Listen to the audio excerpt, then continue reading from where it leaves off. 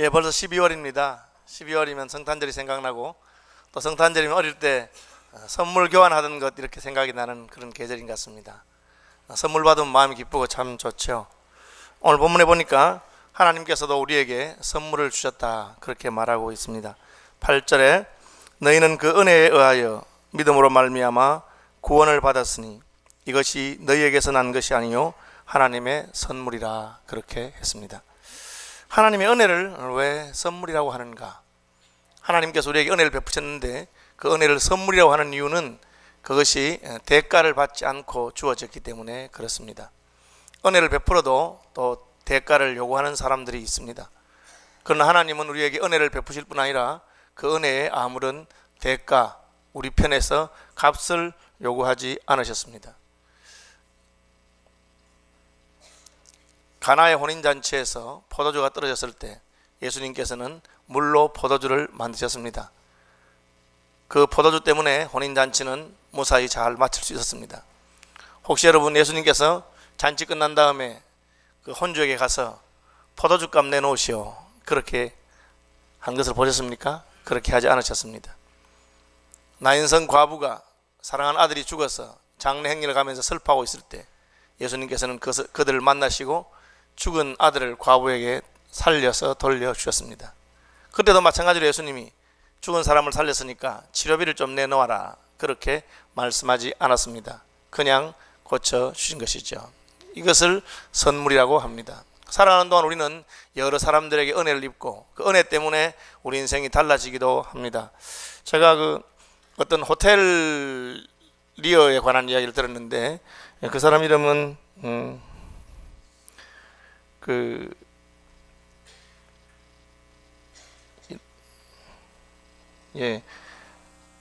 조지 볼트라고 하는 사람, 조지 볼트라고 하는 사람이 지방의 호텔 종업원이었는데 하루는 비 오는 밤에 노부부가 찾아왔어요. 그래서 방을 구하는데 마침 그날따라 그 호텔에 방이 하나도 없는 거예요. 그래서 이웃 호텔에는 방이 있는가 싶어서 가까운 호텔들에 연락을 했는데 모든 방들이 꽉 찼어요. 그럼 참 난감하잖아요. 방이 없으면 그냥 없다고 돌려보내면 되는데 숙소가 필요한 노부부니까 밖에는 비가 오고, 그래서 이 조지 볼트는 그분들에게 이렇게 정중하게 물었습니다. 방은 없습니다. 그런데 혹시 불편하시더라도 제가 자는 방이 있으니까 제 방을 내드릴 테니까 저는 그냥 여기서 카운터에 있고 제 방을 사용하실 수 있으면 제가 드리겠습니다. 그래서 그 노부부가 그 방을 쓰게 됐습니다. 그 다음 아침에 너무 그 친절한 종업원에 대해서 기분이 좋고 또 감사해서 노부부는 이렇게 말했습니다. 당신은 아마 미국에서 제일 좋은 호텔의 그 경영자로서 제일 좋은 호텔의 총지배인이 되어야 될 그런 자격이 있는 사람인 것 같아요. 제가 조만간 당신에게 큰 호텔 하나 지어드리고 싶습니다. 그렇게 말했어요. 좋은 말이잖아요. 덕담을 듣고 기분은 좋았지만 그냥 잊어버리고 말았습니다.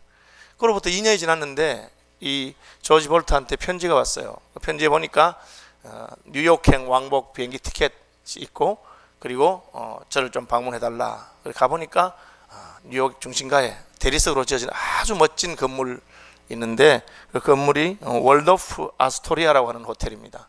그래서 그 사람이 그 건물을 지어서 객실이 1442개가 되는 호텔인데 그 사람에게 당신이 이 호텔의 경영자가 되라. 나는 그때 당신처럼 친절하고 좋은 사람 본 적이 없다. 그렇게 말합니다. 은혜죠. 그렇죠? 그래서 그 사람이 호텔 첫 번째 총지배인이 되었고 지금도 그 호텔이 있습니다. 제가 최근에 사진을 보니까 지금 봐도 아주 멋진 호텔이고 지금은 이제 경영 소유자가 바뀌어서 힐튼 호텔 그룹에 넘어가가지고 힐튼 호텔에서 자기 호텔들 가운데 제일 최고급 객실, 최고급 체인을 이 월토프 아스토리아라고 하는 이름으로 붙여서 한다고 그렇게 말하더라고요. 참 놀랍죠. 뜻밖의 은혜를 받은 것이죠. 혹은 뜻밖의 선물을 받은 것입니다. 그래서 자기 인생이 완전히 달라질 수가 있습니다. 은혜라고 하는 것은 나는 그런 자격이 없음에도 불구하고 받는 것을 은혜라고 하죠. 우리 인생 가운데 하나님의 이러한 은혜 혹은 선물이 우리를 놀랍게 하는 경우가 종종 있습니다. 요셉은 형들의 미움을 받아서 그야말로 노예로 팔려갔습니다. 팔려간 집에서도 정직하게 생활한다는 것 때문에 그 주인 아주머니의 미움을 받아서 감옥에 들어가게 되었습니다. 그야말로 노예로서 죄수로서 그의 일생은 마쳐질 수밖에 없었는데 그 다음 장이 펼쳐지니까 그는 애굽의 총리가 되고 애굽을 흉내내서 구원하는 놀라운 사람이 되었습니다. 그의 그러한 변화에 대해서 요셉은 어떻게 설명하고 있습니까? 그는 이렇게 말하고 있습니다. 형님들이 나를 해치려고 한 것을 제가 다 알고 있습니다. 그렇지만 하나님께서 개입하셔서 당신들은 나를 해하려 하였으나 하나님은 그것을 선으로 바꾸사 오늘날과 같이 천하 만민을 구원하는 일에 나를 사용하셨습니다. 그렇게 말하고 있습니다. 요셉은 자기 인생 가운데 하나님의 은혜가 임한 것을 알았습니다. 물론 요셉이 착하게 살고 잘했습니다. 그러나 요셉은 그것이 하나님의 은혜요 하나님의 선물인 줄 알았습니다. 많은 착한 사람들이 억울하게 그냥 그렇게 노예로 팔려가거나 그렇게 죄수로 죽을 수도 있는 것이 이 세상 살입니다. 그런데 하나님이 개입하시면 모든 것이 달라집니다. 하나님께서 요셉에게만 개입하셨을까요? 하나님께서 다른 사람들에게만 개입하셨습니까? 오늘 본문은 하나님께서 저와 여러분의 생애에도 하나님께서 개입하셨다고 말하고 있습니다. 하나님께서 개입하셔서 우리에게 은혜를 베푸시고 하나님께서 개입하셔서 우리에게 놀라운 선물을 주셨다고 말하고 있습니다. 하나님 주신 선물이 무엇일까요? 한번 따라합시다. 구원. 하나님께서는 우리에게 구원을 선물로 주셨다고 말씀하고 있습니다. 왜 그럴까요? 그것이 우리에게 가장 필요하고 꼭 필요하기 때문에 그렇습니다. 선물이라고 해서 다 필요한 건 아닙니다. 친구가 병원에 입원했는데 다른 친구들이 야, 그 친구 병원에 입원했으니까 우리가 문병을 가자. 뭘 가져갈까? 그놈은 그 생크림 케이크를 너무너무 좋아하는데 우리 생크림 케이크 사가자 하고는 생크림 케이크를 사갔습니다. 가보니까 그 환자 침대에다 붙어있기를 금식 중 이렇게 해놨습니다. 그거 어떻게 했을까요? 자기들끼리 다 먹고 금식 중인 친구 약 올리고 그냥 돌아왔습니다. 그런 선물은 정성은 좋지만 그 친구에게는 전혀 필요 없는 선물이기도 하죠. 작년 이맘때인가요? 제가 우리 집사님이 한번 초대권을 줘서 조영남 씨 디너 쇼입니까? 거기 갔어요. 그래서 아주 노래 잘하더라고요. 그리고 노래가 끝나고 행운권 추첨을 했습니다. 제가 2등 했다는 걸. 이야, 몇십만 원짜리 무슨 명품 뭘 주는데 그게 뭐냐면 명품 골프백이었어요. 문제는 저는 골프를 안 친다는 거. 기분은 참 좋았는데 별로 쓰지는 못하고 지금 그냥 제 방 한 구석에 이렇게 처박혀 있습니다. 뭘 해야 될지 모르겠어요. 그냥 선물이죠. 좋은 거긴 하지만 필요 없는 것도 줄 수 있습니다. 하나님께서는 우리에게 꼭 필요한 선물이 무엇인가를 알고 계셨습니다. 그것은 바로 구원이라고 말씀하는 것입니다. 왜 그럴까요? 그것이 오늘 1절에 나와 있습니다. 그는 허물과 죄로 죽었던 너희를 살리셨도다. 그렇게 되어 있습니다. 우리는 지금 죽어 있었습니다. 그것이 하나님의 진단입니다. 죽은 자에게 무엇이 필요하겠습니까? 좋은 옷이 필요하겠습니까? 죽은 자에게 맛있는 음식이 필요하겠습니까? 죽은 자에게 무슨 골프백이 필요하겠습니까? 죽은 자에게 필요한 것은 다시 살아나는 것입니다. 어떤 분들은 우리가 이제 죽을 수밖에 없었다 그렇게 말하는데 사실은 죽을 수밖에 없은 것이 아니고 이미 죽었다 그렇게 과거를 써서 허물과 죄로 죽었다 그렇게 말하고 있습니다. 누구의 허물 때문에 죽었습니까? 너희의 허물과 죄로 죽었다. 여러분 다른 사람 핑계 댈 것이 없어요. 아담은 하와의 핑계를 댔고 하와는 뱀의 핑계를 댔습니다. 그러나 바울은 에베소 2장에서 너희의 허물과 죄로 너희가 죽었다 그렇게 말하고 있습니다. 우리가 잘못한 것 때문에 우리가 죄 지은 것 때문에 그 죄값을 받아야 되는 것이죠. 그래도 아마 억울한 사람이 있는 것 같아요. 최근에 신문에 보니까 어느 대학 교수가 무슨 자기 조교를 이렇게 아르바이트 시켰는데 돈 안 준다고 조교가 막 떠들고 하는 바람에 그게 말썽이 돼가지고 이제 자기가 교수 자리에서 쫓겨나게 됐어요. 그래서 너무 억울해서 자기는 그냥 고소하고 명예훼손을 했는데 서로 조정하는 중에 자기는 속이 상하니까 그냥 황산을 들어가서 제자에게 퇴를 했다. 그래서 요즘 사람들이 굉장히 사납구나. 여러분 가능하면 시비 붙지 말기 바랍니다. 내가 잘하고 못하고 관계없어요. 그냥 뒷감당 생각하지 않고 막 그렇게 하는 분들이 있어요. 왜 그렇습니까? 내가 잘못했다고 생각하지 않기 때문에 그렇습니다. 억울하다고 생각한 겁니다. 들킨 게 억울하다고 생각하는 거죠. 다들 그러는데 그러나 성경은 분명하게 너희가 죄를 지었고 너희가 허물이 있기 때문에 그 결과로 죽었다고 말하고 있습니다. 여러분 이것을 인식하는 것이 하나님의 은혜인 줄로 아시기를 바랍니다. 우리가 죄를 지은 것입니다. 우리가 죄인입니다. 연전에 제가 기차를 타고 가다가 구원파에 속해 있는 어떤 사람이 제게 전도를 했어요. 그래서 구원 받으셨습니까? 저 받았지요. 이렇게 말하니까 싹 웃으면서 당신은 죄인이십니까? 의인이십니까? 이렇게 묻더라고요. 저 죄인이지요. 이러니까 죄인이시면 지옥 가시겠네요 이러더라고요. 제가 무슨 말인 건 알죠. 그 뜻이 죄를 지었으니까 죄값을 받아야 되고 죄값이니까 지옥 가야 된다는 거 아니겠습니까? 그러나 저는 제가 예수 믿고 구원받은 것을 확실히 믿고 내가 죄인이었지만 하나님의 은혜로 선물로 오늘 본문에 나오는 것처럼 그 은혜로 구원받은 것을 믿고 있는 사람입니다. 그런데 그렇게 말하더라고요. 그래서 제가 웃으면서 이렇게 말했습니다. 형제는 죄인이십니까? 의인이십니까? 의인이지요 이렇게 하더라고요. 그래서 제가 웃으면서 의인이시면 지옥 가시겠네요. 이 사람이 놀래가지고 아니 그게 무슨 말씀이십니까? 그래서 제가 성경을 안 보셨습니까? 인자가 온 것은 의인을 구하려 함이 아니라 죄인을 구하려 함이로다. 할렐루야. 여러분 이건 우리가 그냥 말장난이죠. 사실 논쟁하기 위해서 말장난하는 것인데 핵심은 그것입니다. 하나님 보실 때는 우리는 죄와 허물로 죽었던 자들인 것을 아시기를 바랍니다. 우리가 죽었기 때문에 하나님께서 우리를 구원하시는 거죠. 자기가 죽었다고 생각하지 않고 자기가 죄인이라고 생각하지 않는 사람은 구원 필요 없다고 합니다. 무슨 쓸데없는 구원을 주십니까? 1원 보태서 10원을 주세요 뭐 이렇게 말하고 하나님을 무시하고 멸시하고 그렇게 말하는 사람들이 있습니다. 자기가 죽었다고 알아야 그때부터 답답해지는 것이죠. 소망이 없는 것입니다. 허물과 죄로 죽은 것입니다. 병원에 갔는데 의사 선생님이 치료하라 할 때가 좋은 겁니다. 선생님 어떻게 할까요? 예, 그냥 집에 가셔서 드시고 싶은 거 드시고 하고 싶은 대로 하고 그렇게 지내세요. 그건 무슨 뜻입니까? 당신 끝났다는 거죠. 내가 치료할 수 없다는 겁니다. 바울은 그것을 알았습니다. 내가 할 수 있는 것이 아무것도 없습니다. 그것을 죽었다고 말하는 것입니다. 좀 이상한 것은 그 다음 절을 보시면 죽었는데 그때에 2절 그때 죽었을 때에 너희가 그 가운데서 행하여 이 세상 풍속을 쫓고 공중의 권세 잡은 자를 따랐으니 아니 행한다는 말이 있어요. 죽었는데 뭘 행합니까? 죽었는데 뭘 따라다닙니까? 죽었는데.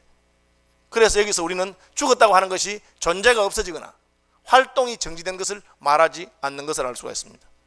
하나님이 죽었다고 하는 것은 무엇입니까? 내가 사라지는 거 아닙니다. 아담 하와에게 선악을 알게 하는 나무의 실과를 먹으면 정령 죽으리라 그렇게 말씀하셨는데 선악과 따먹고 그날부로 아담 하와가 땅에 묻힌 것 아닙니다. 그런데 왜 하나님은 죽는다고 말씀하셨습니까? 그것은 하나님 앞에서 더 이상 의미가 없는 존재가 되었다는 뜻입니다. 그 사람은 내게서 죽은 자와 같다.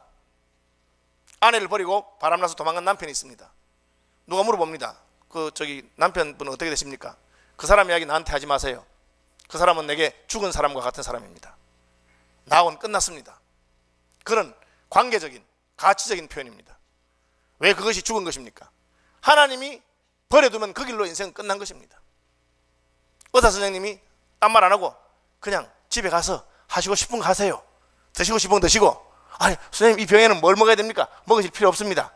먹고 싶은 거 아무거나 드십시오. 그 말은 뭡니까? 내가 할 수 있는 게 없다는 거죠. 나하고 끝났다는 겁니다. 그것이 가장 무서운 표현입니다. 하나님께서 아담 하와가 하나님 말씀을 어기고 선악과를 따먹을 때 너는 죽었다. 바울은 그것을 깨달은 것입니다. 아, 그 말이 그 뜻이었구나. 우리가 죄를 짓고 허물을 짓고 하나님 싫어하는 것을 하면서 살아있는 것처럼 생각하는 건 착각이다. 너희의 허물과 죄로 너희는 죽었다. 죄의 삭은 사망이구나 하는 것을 선포하고 있는 것입니다. 죽었기 때문에 우리는 시집가고 장가가고 내 하고 싶은 거 다 하지만 하나님 볼 때는 나의 생은 아무런 의미가 없습니다. 그것을 버려진 존재라 유기된 존재입니다. 그냥 가만히 두시면 됩니다. 여러분 하나님께서 우리를 향해서 심판하신다고 생각하시지 마십시오. 하나님이 심판하지 않습니다. 그냥 가만히 버려두십니다. 버려두는 그것으로 인생은 지옥이 되는 것입니다. 그러나 하나님이 우리를 완전히 버려두지 아니하시고 지금도 사랑하셔서 미련을 가지고 사랑하셔서 붙들고 계십니다. 그것이 4절입니다. 긍휼이 풍성하신 하나님이 우리를 사랑하신 그 큰 사랑을 인하여 하나님이 여전히 우리를 사랑하시고 긍휼이라는 말은 불쌍히 여긴다는 뜻입니다. 우리를 불쌍히 여기시고 차마 그냥 두지 못하는 것입니다. 3절 보시면 전에는 우리도 다 그 가운데서 행하여 육체의 욕심을 따라 지내며 육체와 마음이 원하는 것을 하여 공중의 권세 잡은 자 하늘의 권세 잡은 사탄의 뜻을 따라서 육체가 원하는 것 하는 것이 죄고 마음이 원하는 것 하는 게 죄입니다. 여기 보면 육체만 죄가 아니고 육체와 마음에 원하는 것이라고 그랬어요. 우리 육신이 원하는 대로 혹은 마음이 원하는 대로. 요즘 오늘날 신이 뭡니까? 자기 마음이에요. 마음 가는 대로 살아라. 마음 가는 대로 살아라 그렇게 했습니다. 그러나 죄인의 마음이 가는 대로 살면 그것은 죄의 투성입니다. 얼마 전에 고속버스 톨게이트에서 어떤 젊은 아가씨가 차를 몰고 있는데 표 뽑는데 뒤에서 차가 와서 박았습니다. 티켓 뽑는데 누구 잘못입니까? 뒤에서 박은 놈이 잘못 아니에요. 그런데 그 차에서 내리더니만 그냥 앞에 차에 올라타가지고는 연장 가지고 유리창을 깨면서 왜 갑자기 차를 세웠느냐 하면서 표 뽑으려면 세워야 되는데, 그렇게 난리를 치고 아가씨가 놀라서 경찰에 신고해가지고 경찰이 와서 잡아갔습니다. 보니까 술이 떡이 돼 있어. 깨고는 딱 잡아대는 거예요. 몰랐다면서. 술 취해서 기억이 안 난다고. 예, 그런 인생입니다. 인생이 그래요. 자기 멋대로 하는 거예요. 육체와 마음이 원하는 거 사는 것입니다. 성경은 하나님께서 그래도 우리에게 미련을 가지시고 우리를 불쌍히 여기시고 이 땅을 붙들어 주고 있기 때문에 그나마 괜찮은 것입니다. 나쁜 짓을 해놓고도 전혀 가책이 없습니다. 자기가 얼마나 상처를 주었는지, 다른 사람을 괴롭히는지 알지 못하는 것이 인생입니다. 그것이 우리가 죽었기 때문에 나타나는 현상입니다. 하나님은 그것을 가르쳐 주셨습니다. 내가 죽었다. 그런데 그 죽은 것을 깨닫고 죽은 것을 원통하게 생각하고 죽은 것에서부터 다시 살아날 길이 열렸다. 그것이 무엇입니까? 하나님의 구원입니다. 하나님께서는 우리에게 이것을 주시고자 하신 것입니다. 하나님이 우리를 구원하신 그 큰 구원을 믿음으로 받으시기를 바랍니다. 하나님의 은혜로 받는 것이죠. 죽은 자를 살리시는 것입니다. 하나님 우리를 불쌍히 여기셨어요. 그걸 긍휼이라 합니다. 그냥 가만히 두면 죽어요. 그런데 불쌍히 여기셔서 하나님께서 우리를 구원하셨습니다. 8절 한번 보겠습니다. 너희는 그 은혜에 의하여 믿음으로 말미암아 구원을 받았으니 이것은 너희에게서 난 것이 아니요 하나님의 선물이라.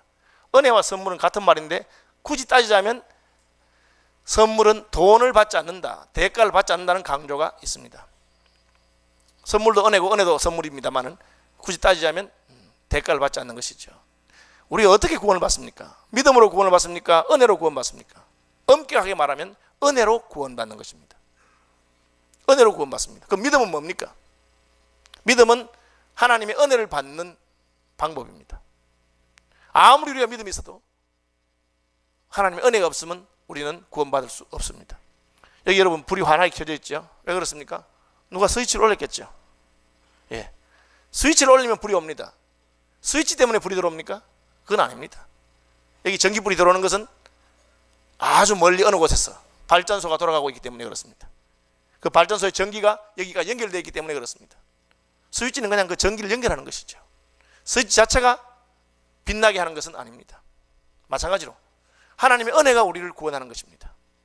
믿음은 우리를 하나님의 은혜와 연결시키는 것입니다. 제가 좀 건강해 보이긴 하지만 몇 킬로그램을 들겠습니까? 쌀 한 가마 들 수 있겠습니까? 자신이 별로 없어요. 한 80kg 되잖아요, 그죠? 제가 어릴 때 그 얼음 큰 거 한번 들어본 적이 있어요. 20kg 정도 되는 거 어릴 때. 근데 그 힘센 사람들은 40kg짜리 얼음을 들더라고요. 근데 그게 이제 보니까 뭐 잡는 방법이 있어요. 각을 딱 잡고 이렇게 탁 하면 드는가 봐요. 혹시 제가 한 60kg쯤은 아마 들지 않겠나? 왜 우리 집 사람 무게니까 업으면 되지 않겠나? 그런 생각이 듭니다. 근데 제가 뭐 600kg 들 수 있겠습니까? 1톤을 들 수 있겠습니까? 못 듭니다. 그런데 제가 1톤 움직여요. 어떻게 움직입니까? 자동차 몰 때 딱 키를 꽂아서 시동을 걸고 싹 움직이면 1톤 넘는데 한 2톤 안 될까요? 자동차가? 잘 움직입니다. 우리 교회 부목사님 가운데 김경호 목사님 아버님은 유조선의 선장이었습니다. 유조선은 몇십만 톤, 몇백만 톤 하는 게 있습니다. 기름을 다 실으면 너무 무겁습니다. 그런데 그 큰 배도 선장이 키를 돌리면 배가 싹 움직입니다. 왜 그렇습니까? 키를 돌리는 힘으로 배가 움직이는 거 아니에요. 키를 돌리면 이 키와 저 배 깊숙한 곳에 큰 엔진하고 연결이 되어 있습니다. 그래서 엔진이 돌아갑니다. 그럼 배가 움직이는 것이죠. 이 엔진이 돌아가는 것을 한번 따라 합시다. 은혜. 은혜라고 합니다. 키를 돌리는 것은 무엇입니까? 한번 따라 합시다. 믿음. 예, 믿음과 은혜는 그런 관계입니다. 우리 은혜로 구원받은 것입니다. 믿음은 다만 그 엔진을 움직이게 하는 것입니다. 왜? 하나님이 믿으면 은혜를 주겠다고 약속하셨기 때문에. 믿음과 은혜를 연결하는 분은 하나님이십니다. 하나님께서는 은혜로 우리를 구원하셨습니다. 너희가 믿으면 내가 너희를 구원하는 것입니다. 여러분 이거 오해하면 안 돼요. 내가 믿으니까 내 믿음이 나를 구원한 것처럼 착각하면 안 됩니다. 그래서 우리 믿음의 크기는 중요하지 않습니다. 너희 믿음이 겨자씨만 해도 하나님께서 눈이 밝으셔서 겨자씨만한 것도 믿음이라고 찾아주시니까 겨자씨만한 믿음이라도 믿으면 내가 은혜로 너희를 구원하겠다고 하신 것입니다. 하나님의 은혜가 저와 여러분 가운데 역사하게 되시기를 바랍니다. 그게 하나님의 놀라운 축복이에요. 인생들이 그걸 깨닫지 못해요. 내 믿음으로 구원하는 게 아니에요. 하나님의 은혜로 구원받는 것입니다. 그걸 모르면 인생이 체면이 있지. 아무것도 안 하고 어떻게 구원받겠는가? 제가 착하게 살아야 구원받지. 교회 수십 년 다니면서도 구원받으셨습니까? 물으면 저는 모르겠는데요. 왜요? 내가 잘 못 살아가지고, 잘 못 믿어서, 제대로 못 믿어서 나 같은 게 구원받겠는가? 여러분의 믿음이 중요한 게 아니에요. 얼마나 잘 믿어야 되겠습니까? 저는 목사로서 이미 30년이 다 돼갑니다. 모태신앙이고 5대째 그리스도인입니다. 그러나 내가 스스로 나를 보면 내가 얼마나 잘 믿겠어요? 그냥 그저 믿는 거지. 참 내 믿음이라는 게 이것밖에 안 되는구나 싶을 때가 얼마나 많은지 모릅니다. 그런데 왜 하나님이 그 겨자씨만한 믿음을 보고 나를 구원하셨다고 제가 확신합니까? 하나님의 은혜가 있기 때문입니다. 하나님께서 선물로 주셨기 때문에 그렇습니다. 하나님이 선물값으로 믿음을 달라는 게 아니에요. 그냥 믿으면 선물 주겠다고 하신 것입니다. 어느 선교사가 인도에서 복음을 전하다가 어떤 할아버지에게 복음을 전했습니다. 이 할아버지는 진주 조개를 캐는 분이에요. 요즘은 뭐 양식 진주가 있으니까 진주가 뭐 귀한 보석이긴 하지만 옛날같이 귀하진 않습니다. 옛날에는 천년 진주밖에 없을 때 아주 귀할 때입니다. 그 할아버지는 깊은 바다 속에 들어가 진주를 캐는 사람인데 이 선교사님이 늘 복음을 전했는데 예수를 안 믿어. 왜 안 믿느냐? 선교사님 살아가신 행동도 좋고 모든 게 다 좋지만 저는 선교사님 말 이렇게 못 받아들이는 게 있어요. 그게 뭔데요? 아니 인생이 체면이 있지. 그래도 천국 가려면 좀 잘하고 착한 일하고 남 돕고 그렇게 살아야 천국 가는 거지. 그냥 믿으면 천국 간다는 게 그게 이해가 안 됩니다. 이해가 안 되고 받아들일 수 없으니까. 우리도 그렇잖아요. 인생에 다 착한 일을 해야지 뭘 받고. 그건 맞는 말이에요. 나쁜 짓 하고 좋은 거 받으려면 나쁜 사람 아닙니까? 우리가 착하게 살아야 뭘 복을 받으려고 생각하는 게 옳습니다. 그런데 복음은 그렇지 않거든. 그런데 이 할아버지가 이제 선교사님과 교제하다가 자기 나이가 들었어요. 자기가 죽을 때가 다 된 걸 생각하고 이제 이분이 내가 선교사님하고 교제하다 보니까 천국도 있고 하나님도 있는 것 같은데 이렇게 살다가 내가 천국 못 가겠으니까 어떻게 하면 천국 갈까? 그래서 그는 마지막으로 자기의 모든 재산을 정리하고 불쌍한 사람들 구제하고 도와주고 정리하고 그리고 자기는 이제 성지 순례를 가야 되겠다. 그것도 그냥 가는 것이 아니고 고행을 통해서 무릎을 꿇고 기어서 성지 순례를 하고 그렇게 하면 하나님이 나를 불쌍히 안 여기시겠나. 그래서 내가 구원받겠다고 생각하고 성지 순례를 갈 것을 결심했습니다. 재산을 정리해서 이웃 사람을 다 나눠줬습니다. 다 팔았는데 팔지 못할 게 하나 있었어요. 자기가 가장 귀중하게 생각하는 겁니다. 그게 뭐냐 하면은 진주였습니다. 그 진주를 들고 선교사님이 갔습니다. 그리고 선교사님, 제가 다른 것은 다 정리했는데 이것은 너무 아끼는 거기 때문에 정리할 수 없어서 선교사님에게 그냥 선물로 드리고 싶습니다. 아니 뭡니까? 하고 뚜껑을 열어보니까 거짓말 조금 못해서 이만한 진주가 하나 있는 거예요. 몇 천만 불 주고 살 수 없는 귀한 진주였어요. 이게 웬 겁니까? 사실은 제가 선교사님에게 말씀 안 드렸지만 제게는 아들이 하나 있었습니다. 그 아들은 저와 같은 진주조개잡이였는데 인도에서 가장 깊은 바닷속으로 들어갈 수 있는 잠수의 능력 있는 진주조개잡이였습니다. 몇 년 전에 내 아들이 이 진주를 발견하고 더 들어가면 안 되는데 목숨을 걸고 들어가서 진주는 건졌는데 잠수병에 걸려서 죽었습니다. 저는 이 진주를 볼 때마다 자랑스러웠던 내 아들을 생각하고 그를 그리워하면서 이날까지 지냈는데 이걸 뭐 어떻게 남을 주지도 못하고 팔지도 못하고 선교사님 내게 베푸신 사랑을 생각하고 선교사님께 선물로 드릴 테니까 저를 본 듯이 잘 보관하시면 좋겠습니다. 선교사님이 그걸 보고는 자기 주머니에 지갑을 꺼냈습니다. 그리고는 수표책을 내서 할아버지, 제가 선교사이기 때문에 돈이 많이 없습니다. 그러나 이렇게 귀한 걸 받았으니까 제가 줄 수 있는 최대한 해서 드리겠습니다 하고는 10,000불 적었습니다. 한 1,000만 원 되죠? 10,000불 적었습니다. 이 할아버지가 감사하는 게 아니고 화를 냈습니다. 아니 선교사님 지금 뭐 하시는 거예요? 이걸 지금 돈으로 사시겠다는 거예요? 이건 1,000,000불 주고도 살 수 없는 겁니다. 10,000불이 뭡니까? 더욱이 이것은 내가 선교사님의 사랑과 선교사님을 생각하면서 그냥 선물로 준 거예요. 돈으로 나를 못 얻어가지 마시고 내 아들을 못 얻어가지 마세요. 그렇게 말했습니다. 그때 이 선교사님이 그 할아버지 어깨를 쳤습니다. 할아버지, 그것이 바로 하나님께서 당신에게 하신 것입니다. 하나님께서 뭘 하셨습니까? 우리를 구원하기 위해서 자기 아들을 주셨습니다. 그래서 그것은 선물이라고 합니다. 그게 값을 치를 수 있다고 생각하시면 안 됩니다. 공짜라는 뜻이 아닙니다. 하나님이 대신해서 값을 지불하신 것입니다. 여러분 이것을 기억하시길 바랍니다. 오늘날 무슨 기독교의 구원이 그냥 값없는 싸구려라고 생각하시면 안 됩니다. 그것은 너무너무 귀중하고 값비싼 것입니다. 오히려 너무 귀중하고 비싼 것이기 때문에 우리는 그 값을 치를 능력이 안 된다는 것입니다. 그래서 하나님 우리를 불쌍히 보신 것입니다. 우리는 그 값을 치는 능력이 안 된 겁니다. 여러분, 젊은 시절에 어렵게 공부한 사람이 가난한 집안 애가 서울대학 합격했는데 등록금이 없어서 못 간다고 하면 불쌍한 마음이 안 듭니까? 그러면 나라도 좀 보태줄까 그런 마음이 드는 겁니다. 자기 힘으로는 돈을 지불할 수 없기 때문에. 그것이 바로 선물이란 뜻입니다. 하나님이 하나님을 떠나고 죄를 짓고 허물 가운데 사는 우리를 죽었다고 외면하시고 버리면 끝입니다. 그런데 하나님 우리를 여전히 불쌍히 여기시고 보니까 우리가 구원받을 수 있는 길이 있는데 그 죄값을 지불할 수 있는 능력이 없어요. 그래서 자기 아들을 십자가에 다신 것입니다. 그리고 그것을 은혜라고 하고 우리가 돈을 지불하지 않고 하나님이 대신 지불했기 때문에 그것을 선물이라고 하는 것입니다. 여러분, 하나님께서 우리를 위해 행하신 그 은혜를 잊어버리는 분이 되지 마시기를 바랍니다. 그 선물을 받는 것을 믿음이라고 합니다. 내가 그 선물을 받았다고 해서 내가 잘난 사람 된 건 아닙니다. 내가 뭐 믿었다고 해서, 여러분 어떤 분들 가운데 자기가 믿음 좋은 것을 자랑하는 그런 어리석은 사람들이 있어요. 믿음이 좋으면 얼마나 좋겠습니까? 충성했으면 얼마나 했겠습니까? 그 믿음 때문에, 충성 때문에 하나님 우리를 구원하신 것 아닙니다. 하나님 우리를 사랑하셨기 때문에 구원하시고 우리를 불쌍히 보셨기 때문에 구원하신 것입니다. 우리의 믿음이나 충성은 그 사랑과 그 은혜를 받은 표시요, 그냥 도구일 밖에 없는 것입니다. 뭐 배에 핸들을 돌린다고 해서 배가 움직이는 게 내 힘으로 움직이는 거 생각하면 안 됩니다. 그것은 배 속에 있는 엔진이 돌아가기 때문에 움직이는 것입니다. 이번에 그 오룡호도 마찬가지잖아요. 엔진 고장나면 끝나는 겁니다. 선장이 아무리 해도 그냥 배는 그대로 쓰러져 버립니다.